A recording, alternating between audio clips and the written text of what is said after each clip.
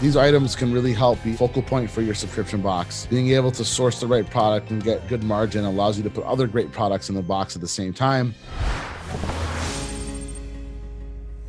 Hey everybody, welcome back to SUBTA Studios. Your SUBTA co-founder and chairman, Chris George here. Super excited today. We've got Katherine Zabloudil from the Vertical Collective, and we got an awesome topic around items that you can source that are what we're calling our Q4 top 7 high margin items.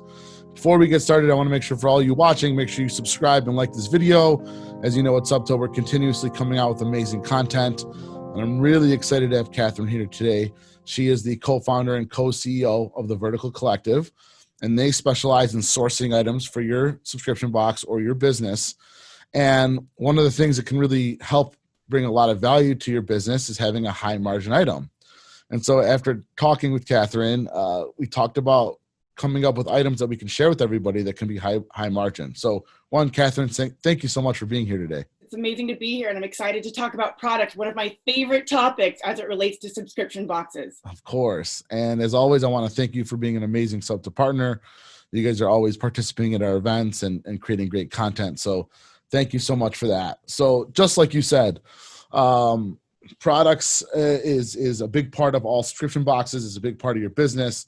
Finding a high value item, a high margin item, helps reduce costs and provide value to the consumer. So we're going to go into top 7 high margin items for Q4. And let's just start. Like, Katherine, take it away. Let's talk about your first item you got here. Yeah, so I think we're also just going to talk a little bit about trends too, because I think that's important. You know, I think sometimes we see in the subscription space when there's more promo items that really don't follow any kind of trend or cadence.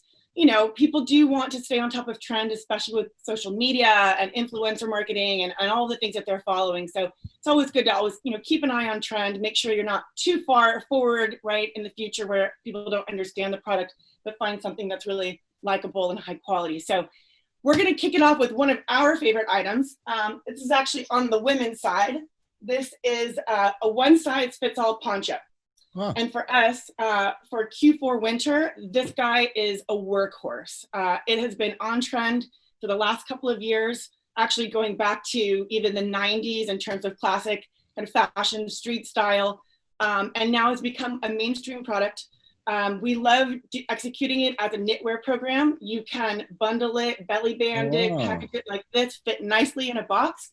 And the beauty of this one-size-fits-all poncho is it does skew more women in terms of wearability, but anybody could truly throw on a poncho and stay warm. And really, it's the retail value. A knit poncho and even a lighter weight content, something that's easier, more attainable, and of course less expensive to produce, still can retail anywhere in mainstream department stores, online, direct to consumer, from anywhere from $95 up to $275. So you have a beautiful MSRP, but if you find a great knitwear manufacturer, and there are a lot of them, they specialize in specifically knitwear, and you find that one size fits all, it works, right? It's a workhorse, and we love adding these to boxes. We love developing them. They can do all kinds of colors, different styles, add pockets, add hoods, different executions, and really a great margin. What can they get something like that made for? Like, let's say they're ordering 5,000 units. Probably $8 to $11. Perfect. Depending on the quality of that. And then if you're retailing it for $100 to $200 value, I mean, you're like less than 10%, which is like always a big key thing. Also too, like, I feel like that could be Q1 because it's still colder, even the spring, right? Like, people still wear those. Come fall, it's like just the summer, maybe they wouldn't wear it. So it's a good item year round almost. Which is awesome. And then I love that it's a product like that bundled up, like it's not breaking and shipping. Like, this is like, wow, that's amazing. Yeah. And then on the unboxing side, something like this that comes with just a belly band, there's no extra packaging, there's no poly bag, shipped really easy. It's also great for gift giving too. So let's say, it goes into more of a gender neutral box. There's somebody in your life that needs a one size fits all poncho wrap. Right.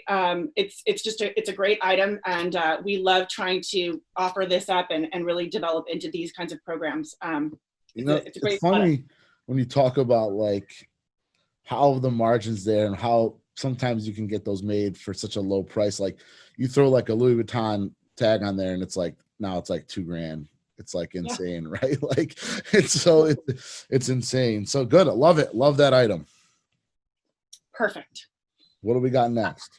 All right. So next actually are sunglasses. Awesome. I remember doing those in the gentleman's box. We've done those a bunch of times. Yeah. And sunglasses, I think, are one of those kind of little secrets that, and we're not talking about promo in a plastic, things that you get at like some sort of a, festival. Yep. We're talking about very nicely, beautifully executed sunglasses.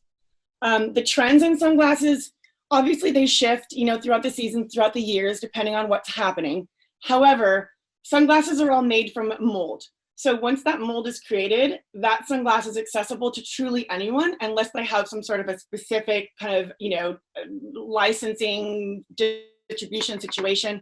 Obviously, you're not buying branded gray goods. You're just going to a factory that makes sunglasses, specializes in sunglasses, and has, the ability to handle all of the testing that's needed. But you can, once those molds are open, they're really accessible. So if you can find a sunglass manufacturer that does on-trend glasses, which is a lot of them at this point, you can really go into all kinds of different styles and shapes, men's, women's, again, super gender neutral, really easy as gifting. But again, the glass sunglasses, even the ones at the mall in the kiosk, right? They're not cheap. And you can even do some, depending on your volumes, you can do some customized brandings, along the ear side. You can adjust whether it's UV protection. You can do, there's also like the whole blue light blockers thing is huge right now. And a lot of these factories are really dialed into this. Sunglasses retail anywhere from $45 to, $200, $300, $400. A lot of them are made in the same factories as like the $4 glasses. Yeah. Sorry to break that. I feel like a big perception with sunglasses too is like the case it comes in, right? So like Exactly. maybe for another $1 or $2, you can put it in a nice case. And now they really feel like they're getting $80 sunglasses. Is that what you see too? Exactly. So we love working with cases, right, left and right. We're working on a sunglass program right now from one of our clients, and it's all about the case, right? It was about hitting that price point, getting a really nice, healthy margin there. So the glasses, we use an open mold. They're executing beautifully, all in with stainless steel, the blue light lenses. But then the case, we were able to use a leather case that's lined in fur. It has their logo on the outside, and it absolutely is beautiful. It translates really well on the unboxing side, again, because the sunglasses are protected in shipping, and then they don't have to go into additional poly bag or any plastic or anything. You open that box, and that beautiful case is sitting there, and it really tells a great story. You could probably get a 10% cost to like a 90% margin, right? Almost, right? Like you could probably put $60 glasses and get them under $5, $6, right? Precisely. Yeah, that's amazing. Love it. Love the song. Those are two really good products. So next is a big trend that we're seeing for Q4 and obviously going into probably the next couple of years here. It's what it's called, it's sleep accessories, but it's also self-care. And it started more as a women's kind of directional trend this last year, even before COVID. But this year, with so much, shelter in place, work from home, people feeling a lot of anxiety and just needing that, like, something that makes them feel really good, or when you can't go doing your rest, go to the gym and do your workout. If there's something you can do to make yourself feel a little bit better at home, and if you're doing it while you're sleeping, fantastic. So we've been producing a lot of, not bedding necessarily, because it's not like duvets and, down comforters and things like that, but a lot of pillowcases, a lot of eye masks that go with the pillowcases. So furry eye masks, weighted eye masks. Again, this is like an anti-anxiety, super, super calming eye mask that goes, that can ship either with a pillowcase or a pillowcase set, like a headache pillow. And these can be customized. What we're seeing right now is a really big trend in silk, actually. And you can use blends of silk. So you don't have to use 100% silk, because obviously that's quite expensive. It's very gender neutral. Actually, like personally, my husband loves the silk pillowcases that come home. He's stolen all of them. My kids love them too. It's just, there's something about that touch and feel that you're just like, you just want to go to sleep. And I think with everything just being a little off this year and probably into, Q1 and Q2, having those items that are a little bit more special and just make you feel contained are huge. It's high, I gotta imagine there's high profit there, right? Like it's, again, it's fabric that's put together. Fabric. It's a pillowcase, right? I mean, it again depends on the content. If you're doing some sort of a poly satin blend, obviously you're in a really healthy price point. You can still do 100% silk too. There's all kinds of other things on the eye mask side too. With even a poly satin or silk, there's a lot of benefits to your skin and your hair. And we're seeing men really jump on this trend too. So a lot of the men's boxes that we're working with, they want the self-care product too. It's a lifestyle thing, right? It's like a lifestyle thing too, right? It's a lifestyle thing, right? It's a lifestyle thing, and it's home. You're not wearing a silk scarf out around and making controversy. Yeah. You just want to feel good when you're at home, because we're at home a lot more, right? Yep. And what could be better than a little bit of self-care items? And to that note, we're also seeing on the skincare side, again, it still falls in with the whole self-care thing, but there's items like this. This is a jade roller for your face. Again, healthy price point, made out of jade. And we're seeing both men and women really go after. Those are things that are trending. So like the excitement. Yeah. What I like about that is like, I feel like I might go to a store and not buy that, but then if it came in my subscription box, I'll use it. Now I'm excited to have it, and then someone else sees it, and it's like having a unique item in the home. So I love that. Going into people being home more, I see here what this next item is, and I don't know if you're going to go to it next, but I see barware on there. And I feel like what a more opportune time than now. Yes. Everybody's at home. So let's talk about that.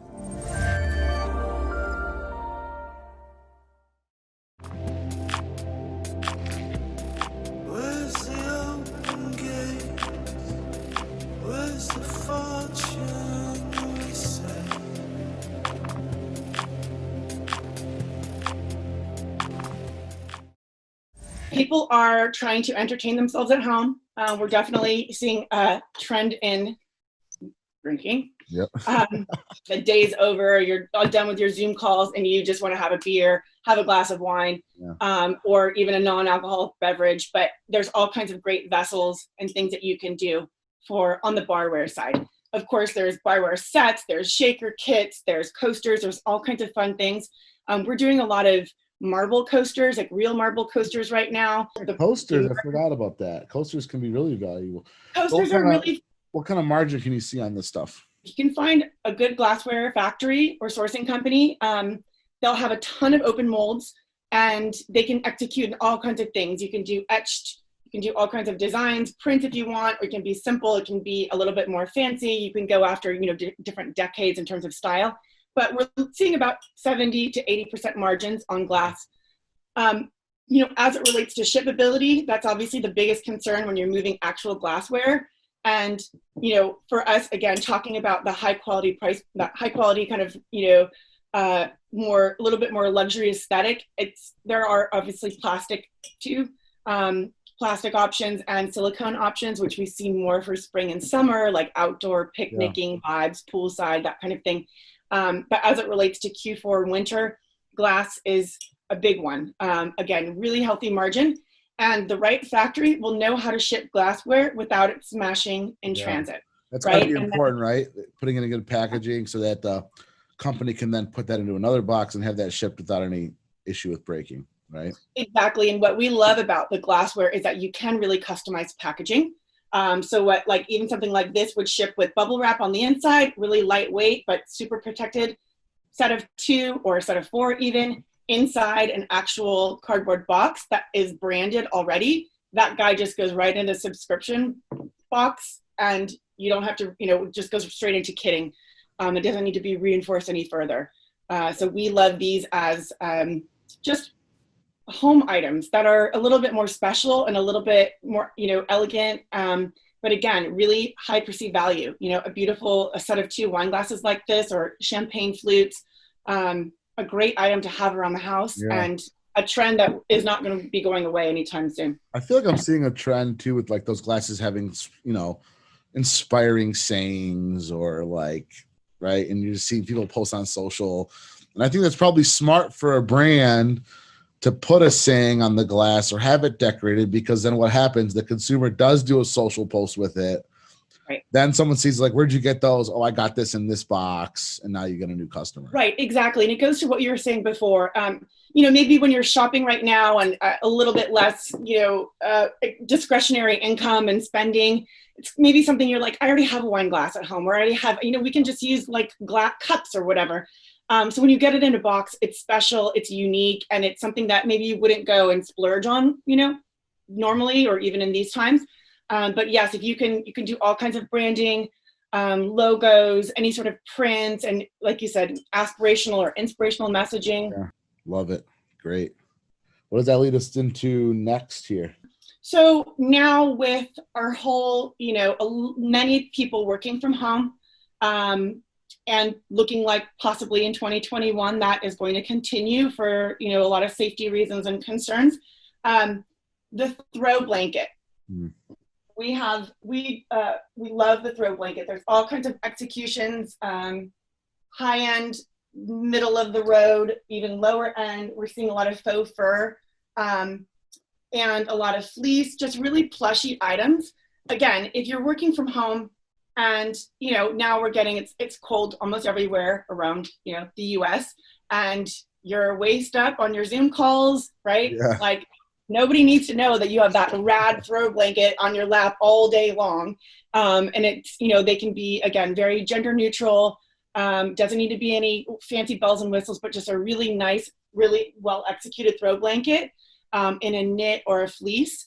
The costs are quite low, right? We're talking, again, 70 to 90% margins possibly, and a really high retail price point. What's your thoughts though on like that takes up a lot of space though in a box? Like that one you had was big, right? Yeah, it takes up a lot of space in a box. It can be vacuum packed. Oh, good. Yeah. And like So with like a poly bag around it or a ribbon or something to hold it together?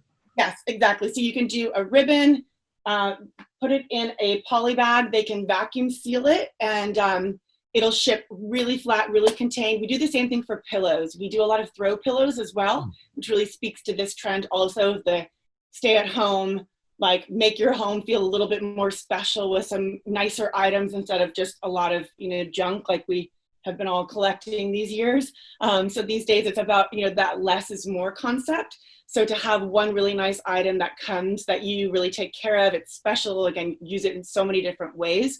But yes, on the shippability side, they can be vacuum packed, and they will go really flat. Maybe it goes at the bottom of your box and all the other products go on top of it. Or they can roll it tightly and then vacuum seal it that way. So it ends up being like that poncho we looked at earlier. Before we get into I think it's the last items, how important is the packaging for the perceived value in your opinion? Packaging is everything. We are packaging maniacs, and we actually, usually when we start with any new client and with any new program, we're always thinking about packaging first. Of course, as it relates to the subscription box space, that's everything, right? We understand like the challenges behind kitting and size and dimensions and dimensional weight, and of course the shipping costs on the final mile. So we're really cognizant of that. But packaging is where you can literally tell any story. So whether it's a story about the brand behind it, a story about the box, a story about the inspiration or trend behind the product, really packaging is where you can really go crazy and have a lot of fun with making it really beautiful. That makes a lot of sense. So for those of you listening, when you're going to source products, whoever you do decide to source it with, packaging has got to be top of mind for that perceived value, because you don't want to throw $100 ticket on sunglasses and they're sitting in a little pouch when they get shipped, right? They got to be in a nice case. Or like same thing with the glass, like, even the pillowcases, they don't want to throw $100 price MSRP on it and it's not even, it's polyester or something like that, right? You want to have a blend of silk. So that's great. I think we have two more items. Okay, but one of them is this is a magnetic knife block. It's very cool. A little heavy, but it worked out, right? We were able to get the size and dimension to work. It comes pre-boxed.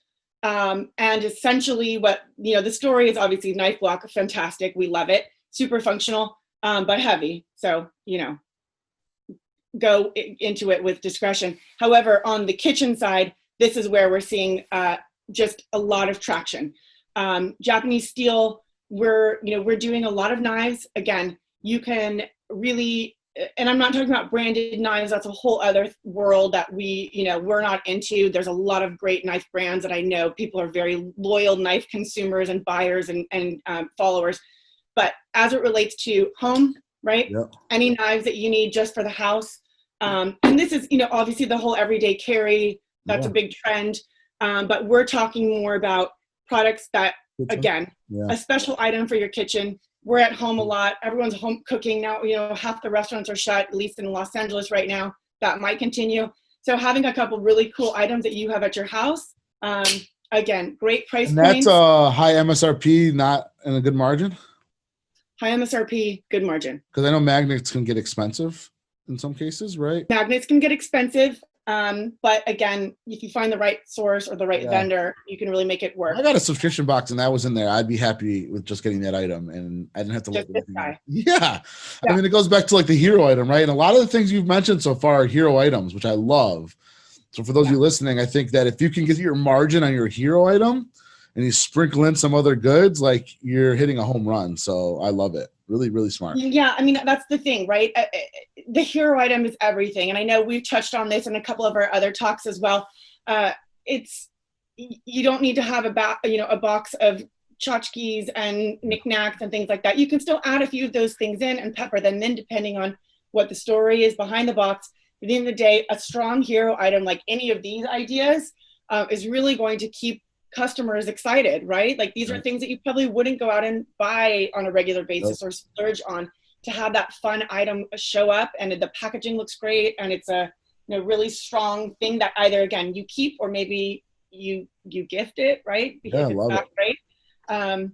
Smart. Yeah, love it. And our last item is actually leather accessories. Here's the thing about leather. There's a very big, obviously leather is expensive. We know, right? Briefcases, bags, backpacks, luggage, all those kinds of things. Obviously you have all the luxury brands in this space, a lot of contemporary brands in this space. There are a lot of manufacturers that specialize in leather around the world that actually can do really, really strong price points. The execution is beautiful. But the costing is not as bad as some people like to think or want to think. Yeah. You can go, large luggage. This actually packs down super, super flat. Really beautiful item, both men's and women's. A little bit larger, of course. Tech accessories in leather. Really beautiful, really special. These are iPad cases. Laptop cases, and then like watch band portfolios and things like this. People are socially conscious about leather products too, right? So where have you seen a trend in that? Because I feel like there's more and more consumers that won't purchase leather. Well, I think the thing to understand is leather versus PU, right? So at the end of the day, PU, which is what we use, it's a polyurethane blend that is basically a faux leather, something like this actually, that looks like leather, feels like leather, but it's actually not leather. It's made out of PU. It's bad for the environment. And the problem is, but the price is cheap, and this is what everything's made of. You go into any kind of, big box retailer, all the products from the shoes to the bags to the belts to everything, you name it, is made out of PU. When you get into the leather world, the thing to remember is that leather is the leather that is, and the end use of leather is a byproduct. If you're not a vegan and you're still eating meat and you are buying a steak or, making hamburgers, the thing to remember is that leather is a really vertically integrated sector. Yep. They use every last hair, every last thing that comes off of that animal is used for something. What's safer for the environment long term in terms of biodegradability, leather versus PU, it's a big point of contention in our industry. And we do a ton of accessories, and we're always engaging in these really, much bigger conversations about what is better for the planet. Yeah. At the end of the day, a natural product, in our opinion, is better than man-made plastic. And leather goods can have a really high margin. Like you can make like a little wallet or like and put $100 price point on it and get it for the 10%, 15% margin, right?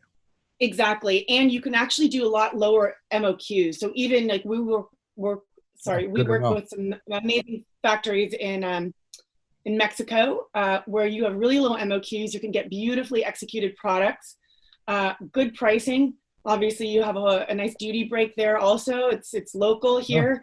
But high perceived value, and something that you have forever, right? At the end of the day, the PU bag or the PU wallet that comes from your big box retailer that you buy out of necessity, probably not going to last you more than a year, right? Before it falls apart or just gets kind of gross. A leather good you can have forever. You can pass it along to your, through your family, or send it off to someone else, and as you use it, it gets better and better and better and more worn in.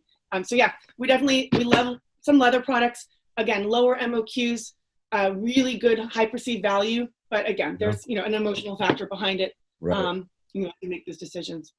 I love it.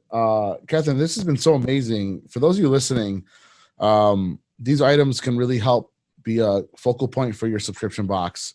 Being able to source the right product and get good margin allows you to put other great products in the box at the same time. Me and Katherine have talked about this. We want to do this every quarter. So every 3 or 4 months, we're actually going to jump on, and she's going to come to the show with 7 new items every single time to give you some inspiration for your box. So Katherine, I want to thank you for that. I know, and just so for you listening, I know Katherine well, and they do all this sourcing for tons of subscription companies. But they're here just to help, and they're happy to give you feedback. And Katherine, if they want to get a hold of you, how should they do that? Is there an email? We can put that in the link below, but where should they get a hold of you at? So you can reach us through our website, which is theverticalcollective.com.